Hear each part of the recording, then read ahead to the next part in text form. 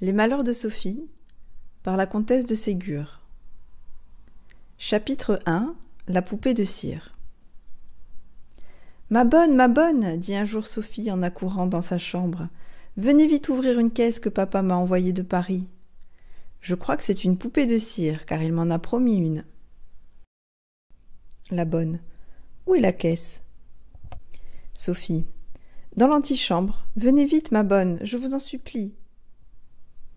La bonne posa son ouvrage et suivit Sophie à l'antichambre. Une caisse de bois blanc était posée sur une chaise. La bonne l'ouvrit.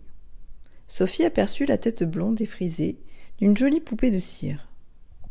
Elle poussa un cri de joie et voulut saisir la poupée, qui était encore couverte d'un papier d'emballage. La bonne. Prenez garde, ne tirez pas encore. Vous allez tout casser. La poupée tient par des cordons. Sophie. Cassez-les, arrachez-les, vite, ma bonne, que j'ai ma poupée. La bonne, au lieu de tirer et d'arracher, prit ses ciseaux, coupa les cordons, enleva les papiers, et Sophie put prendre la plus jolie poupée qu'elle eût jamais vue. Les joues étaient roses avec de petites fossettes, les yeux bleus et brillants, le cou, la poitrine, les bras en cire, charmants et potelés. La toilette était très simple. Une robe de percale festonnée, une ceinture bleue, des bas de coton et des brodequins noirs en peau vernie. Sophie l'embrassa plus de 20 fois. Et la tenant dans ses bras, elle se mit à sauter et à danser. Son cousin, Paul, qui avait 5 ans et qui était en visite chez Sophie, accourut aux cris de joie qu'elle poussait. « Paul, regarde quelle jolie poupée m'a envoyé papa !» s'écria Sophie. Paul. Donne-la-moi, que je la vois mieux. Sophie. Non, tu la casserais. Paul. Je t'assure que j'y prendrai bien garde. Je te la rendrai tout de suite. Sophie donna la poupée à son cousin, en lui recommandant encore de prendre bien garde de la faire tomber. Paul la retourna, la regarda de tous les côtés, puis la remit à Sophie en secouant la tête. Sophie. Pourquoi secoues-tu la tête? Paul. Parce que cette poupée n'est pas solide, je crains que tu ne la casses. Sophie. Oh, sois tranquille, je vais la soigner tant et tant que je ne la casserai jamais. Je vais demander à maman d'inviter Camille et Madeleine à déjeuner avec nous, pour leur faire voir ma jolie poupée. Paul. Elles te la casseront. Sophie. Non, elles sont trop bonnes pour me faire de la peine en cassant ma pauvre poupée. Le lendemain, Sophie peigna et habilla sa poupée, parce que ses amis devaient venir. En l'habillant, elle la trouva pâle. Peut-être, dit-elle, a-t-elle froid? Ses pieds sont glacés. Je vais la mettre un peu au soleil pour que mes amis voient que j'en ai bien soin, et que je la tiens bien chaudement. Sophie alla porter la poupée au soleil sur la fenêtre du salon. « Que fais-tu à la fenêtre, Sophie » lui demanda sa maman. Sophie. Je veux réchauffer ma poupée, maman, elle a très froid. La maman. Prends garde, tu vas la faire fondre. Sophie. Oh non, maman, il n'y a pas de danger, elle est dure comme du bois. La maman. Mais la chaleur la rendra molle, il lui arrivera quelque malheur, je t'en préviens. Sophie ne voulut pas croire sa maman. Elle mit la poupée étendue de tout son long au soleil, qui était brûlant. Au même instant, elle entendit le bruit d'une voiture. C'étaient ses amis qui arrivaient. Elle courut au-devant d'elle. Paul les avait attendus sur le perron.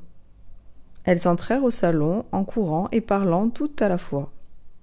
Malgré leur impatience de voir la poupée, elles commencèrent par dire bonjour à Madame de Réan, maman de Sophie. Elles allèrent ensuite à Sophie qui tenait sa poupée et la regardait d'un air consterné. Madeleine regardant la poupée.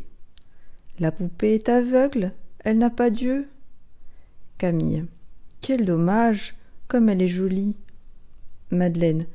Mais comment est-elle devenue aveugle? Elle devait avoir des yeux. Sophie ne disait rien. Elle regardait la poupée et pleurait. Madame de Réan. Je t'avais dit, Sophie, qu'il arriverait un malheur à ta poupée si tu t'obstinais à la mettre au soleil. Heureusement que la figure et les bras n'ont pas eu le temps de fondre. Voyons, ne pleure pas. Je suis très habile médecin, je pourrais peut-être lui rendre ses yeux.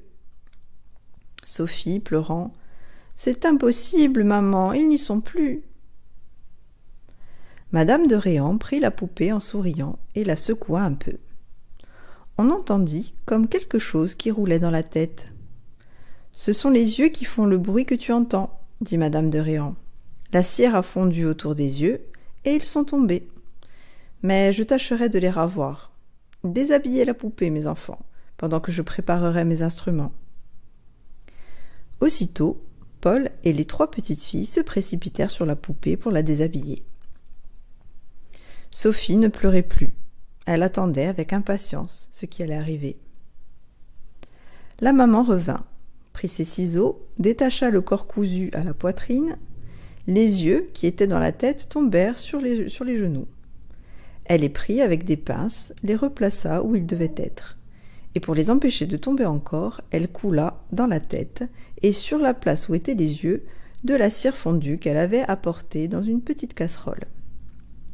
Elle attendit quelques instants que la cire fût refroidie, et puis elle recousit le corps à la tête. Les petites n'avaient pas bougé. Sophie regardait avec crainte toutes ces opérations. Elle avait peur que ce ne fût pas bien.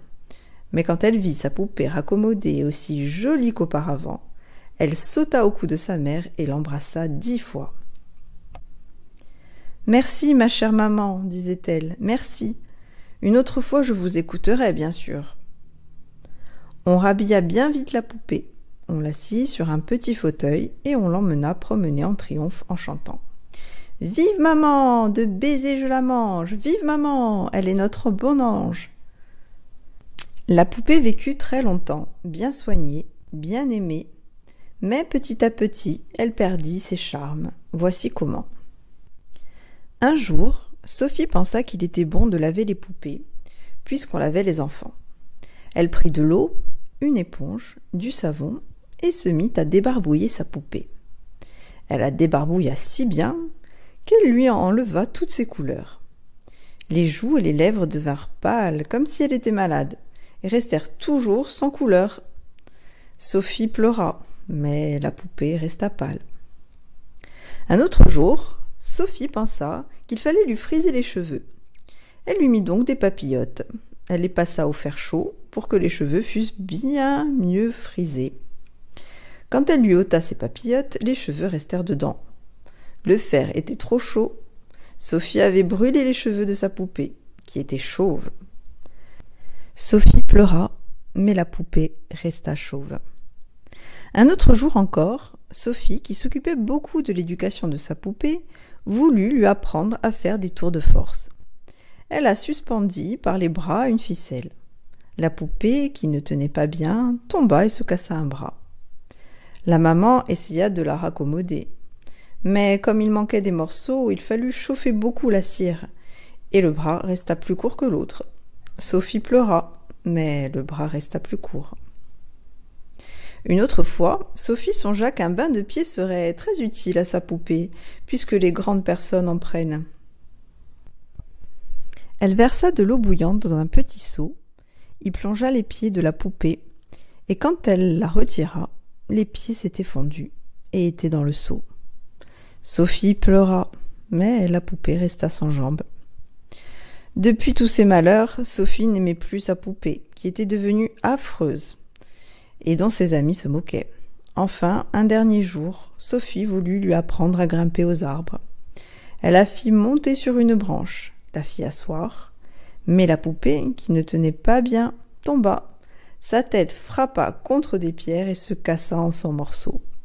Sophie ne pleura pas, mais elle invita ses amis à venir enterrer sa poupée.